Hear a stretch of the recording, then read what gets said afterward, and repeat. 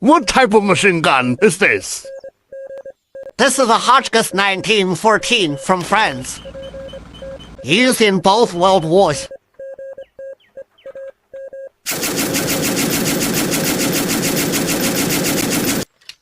What type of machine gun is this? This is the Vickers machine gun used by Britain and the Commonwealth, also used in both World Wars.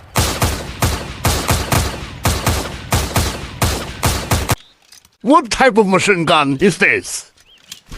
This is APM 1910, used by Russia in both World Wars until 1943.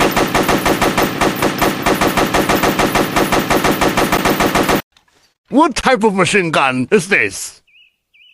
This is the Fiat Revelli 1914, used by Italy in both World Wars, but it was limited in World War II. What type of machine gun is this? This is the Browning 1917 machine gun, used by the United States in both World Wars.